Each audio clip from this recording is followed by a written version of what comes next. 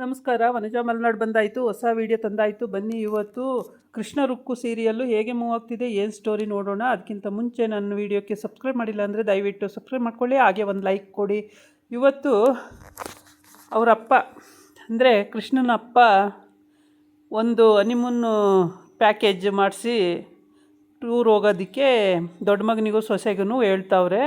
ಆದರೆ ಅವನ ಮಗ ಒಪ್ತಾ ಇಲ್ಲ, ಏಕೆಂದರೆ ಅವಳು ಒಪ್ಪಲ್ಲ ಸೊಸೆ, ಅವನ ಹೆಂಡ್ತಿ. ಹಂಗಾಗ್ಬಿಟ್ಟು ತಗೊಂಡ್ರೆ ಸುಮ್ಮನೆ ಮನೆ ರೂಮಲ್ಲಿ ಜಗಳಾಡ್ತಾಳೆ ಅಂತೇಳ್ಬಿಟ್ಟು ಬೇಡಪ್ಪ, ಅದು ಕೆಲಸ ಇದೆ ಇದು ಕೆಲಸ ಇದೆ ಅಂತೆಲ್ಲ ಹೇಳ್ತವನೆ. ಆದರೆ ತಗೊಂಡೋಗಿ ಬಾ, ಯಾರೋ ಹನಿಮೂನ್ ಪ್ಯಾಕೇಜ್ ಕೊಟ್ಟಿದ್ದಾರೆ, ತಗೊಂಡೋಗು ನಮ್ಮ ಅಂಗಡಿ ಕಡೆಯಿಂದ ಅಂತ ಎಲ್ಲ ಹೇಳ್ತಾನೆ. ಆದ್ರೂ ಅವನು ಧೈರ್ಯವಾಗಿ ಇಸ್ಕೊಳ್ಳೋಕ್ಕೆ ಒಪ್ಪಲ್ಲ. ಇಲ್ಲಪ್ಪ, ಅಲ್ಲಿ ಅಂಗಡಿಲಿ ಅಷ್ಟೊಂದು ಕೆಲಸ ಇದೆ, ಇಷ್ಟೊಂದು ಕೆಲಸ ಇದೆ, ಲೆಕ್ಕಾಚಾರ ನೋಡ್ಕೋಬೇಕು, ಫೈನಾನ್ಸಿಯರ್ ನೋಡ್ಕೋಬೇಕು, ಅದು ಮಾಡಬೇಕು ಇದು ಮಾಡಬೇಕು, ಅದಕ್ಕೆಲ್ಲ ನಾನು ರುಕ್ಕು ಇದ್ದೀವಿ, ನೀನು ಹೋಗು ಅಂತ ಹೇಳ್ತಾವನೆ ಅಪ್ಪ. ಆದರೆ ಅವನು ಕೇಳ್ತಾ ಇಲ್ಲ, ಇಲ್ಲ ಆಗಲ್ಲಪ್ಪ, ಅದು ಬೇಡ, ಹೋಗಲ್ಲ ಅಂತ. ಆಮೇಲೆ ಅವರ ಅತ್ತೆ ಅಂದರೆ ಅವರ ಅಪ್ಪನ ತಂಗಿ ಅವರು ಹೇಳ್ತಾಳೆ, ಇಲ್ಲ ಅವನ ಹೆಂಡ್ತಿ ಒಪ್ಪಲ್ಲ, ಅವನ ಹೆಂಡ್ತಿ ಜಗಳಾಡ್ತಾಳೆ ಅಂತಲೇ ಅವ್ನು ಇಸ್ಕೋತಾ ಇಲ್ಲ, ಅವನ ಹೆಂಡ್ತಿ ಹೊರಡಲ್ಲ ಹೋಗೋದಕ್ಕೆ ಅಂತ ಹೇಳ್ತಾವಳೆ. ಅದಕ್ಕೆ ಹೌದಾ, ಹಂಗೂ ಉಂಟಾ ನೋಡಂತಾಳು ಅಂತೇಳಿ ಸುಮ್ಮನಾಗಿರ್ತಾರೆ. ಕೃಷ್ಣ ಮಾತ್ರ ಇಸ್ಕೊಳ್ಳೋ, ಎಂಜಾಯ್ ಮಾಡೋ, ಆರಾಮಾಗಿ ಹೋಗ್ಬಾರೋ ಅಂತ ಹೇಳ್ತವನೆ, ತಮಾಷೆ ಮಾಡ್ತವನೆ.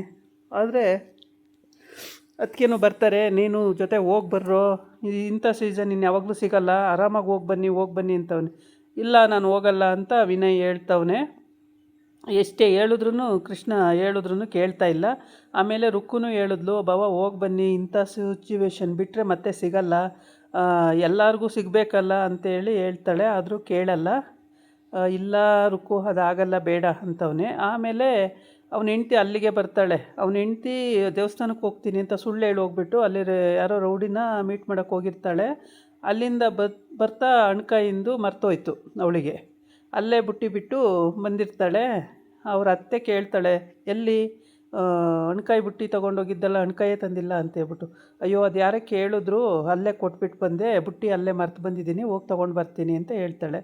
ಆಮೇಲೆ ಇಲ್ಲಿ ರುಕ್ಕು ಮತ್ತು ಕೃಷ್ಣ ಇಬ್ಬರೂ ಹಿಂಸೆ ಮಾಡಿ ಹೋಗಿ ಬನ್ನಿ, ಇಷ್ಟು ಒಳ್ಳೆ ಸಿಚುವೇಶನ್ ಸಿಕ್ಕಿರೋದು, ಎಲ್ಲರಿಗೂ ಸಿಗಲ್ಲ ಈ ಭಾಗ್ಯ, ಹೋಗ್ಬಾ ಅಂತೇಳಿ ಅಣ್ಣನಿಗೆ ತುಂಬಾ ಫೋರ್ಸ್ ಮಾಡ್ತಾನೆ.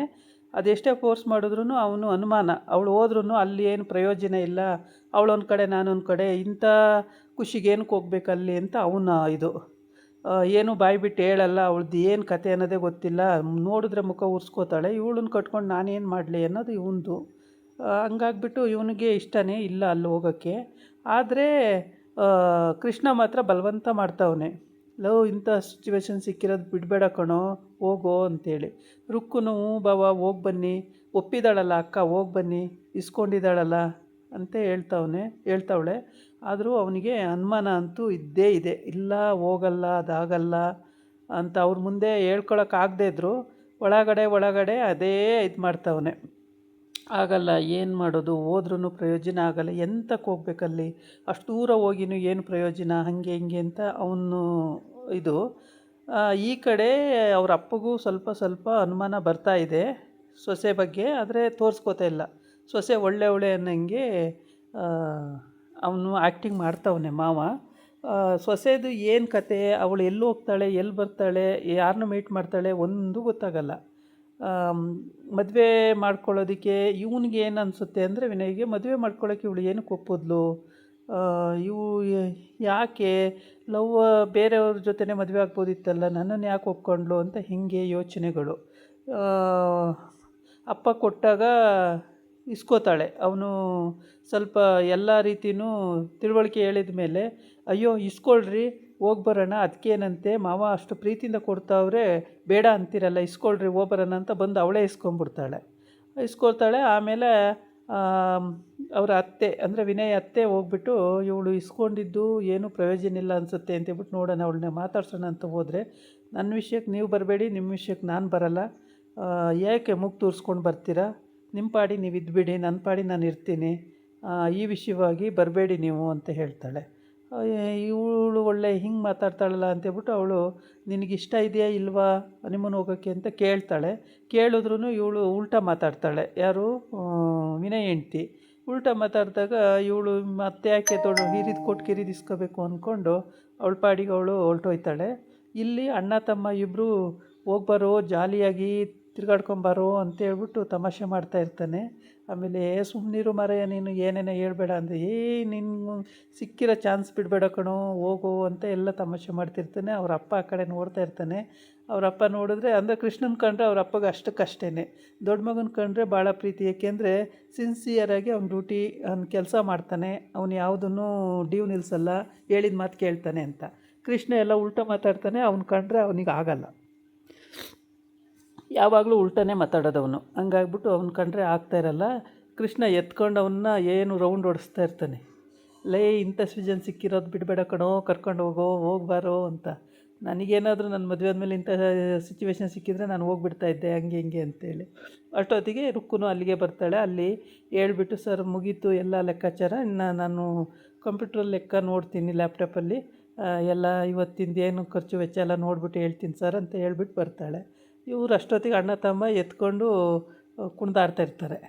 ಆ ಕುಣಿದಾಡ್ತಾ ಇರೋದನ್ನು ಸಿಚುವೇಶನ್ ಅವಳು ನೋಡಿಬಿಟ್ಟು ಅವಳಿಗೂ ಖುಷಿ ಅನಿಸುತ್ತೆ, ಅಣ್ಣ ತಮ್ಮ ಎಷ್ಟು ಚೆಂದ ಇದ್ದಾರೆ ನೋಡು ಅಂತೇಳ್ಬಿಟ್ಟು. ಆಮೇಲೆ ಹೋಗಿ ಬನ್ನಿ ಬಾವ ಅಂತ ಅವಳು ಕೂಡ ಅಂದರೆ ಸಪೋರ್ಟ್ ಮಾಡ್ತಾಳೆ.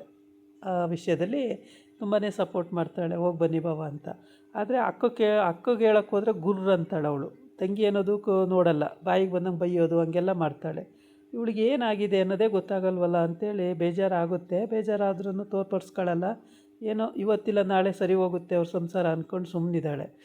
ಅಂದರೆ ಇವ್ರ ಸಂಸಾರ ಸರಿ ಹೋಗೋ ಲಕ್ಷಣ ಯಾವುದೂ ಕಾಣಿಸ್ತಾನೇ ಇಲ್ಲ. ಯಾವಾಗ ನೋಡಿದ್ರೂ ಅವಳು ಎಲ್ಲೋ ಯೋಚನೆ, ಏನೋ ಇದು ಮಾಡೋದು, ದುಡ್ಡು ಯಾರೋ ಕೇಳ್ತಾರೆ ಎಲ್ಲಿಂದ ತಂದು ಕೊಡೋದು, ಹಿಂಗೆಲ್ಲ ಯೋಚನೆಗಳು ಅವಳದು. ಮನೆ ಸಂಸಾರ ಅಂತ ಇಲ್ಲವೇ ಇಲ್ಲ ಅವಳಿಗೆ. ಅದೇನು ಕತೆ ಅನ್ನೋದು ಯಾರಿಗೂ ಗೊತ್ತೂ ಆಗಿಲ್ಲ ಇಲ್ಲಿವರೆಗೆ. ಅವ್ರ ಮನೆಗೂ ಗೊತ್ತಾಗಿಲ್ಲ, ಇವ್ರ ಮನೆಗೂ ಗೊತ್ತಾಗಿಲ್ಲ. ನಿಗೂಢವಾಗಿದೆ ಇದು. ಆದರೆ ಇದನ್ನು ಕಂಡುಹಿಡಿಬೇಕಾದ್ರೆ ಮೋಸ್ಟ್ಲಿ ನನಗನ್ಸೋ ಪ್ರಕಾರ ಕೃಷ್ಣನೇ ಕಂಡುಹಿಡಿತಾನೆ ಅನಿಸುತ್ತೆ. ಬೇರೆ ಯಾರ ಹತ್ರನೂ ಆಗಲ್ಲ ಇದನ್ನು ಸಿಚುವೇಶನ್ ಹ್ಯಾಂಡ್ಲ್ ಮಾಡೋಕ್ಕೆ. ಕೃಷ್ಣನೇ ಕಂಡುಹಿಡಿಬೋದು ಅನ್ನಂಗೆ ಕಾಣುತ್ತೆ. ಅವನು ಬೋರ್ಡಾಗಿದ್ದರೂ ಸ್ವಲ್ಪ ಲೆಕ್ಕಾಚಾರವಾಗಿ ಮಾತಾಡ್ತಾನೆ. ಹಂಗಾಗಿ ಇದಾಗಿತ್ತು ಇವತ್ತಿನ ವೀಡಿಯೋ. ನಾಳೆ ಇನ್ನೊಂದು ವೀಡಿಯೋ ಜೊತೆ ಬರ್ತೀನಿ. ನಮಸ್ಕಾರ.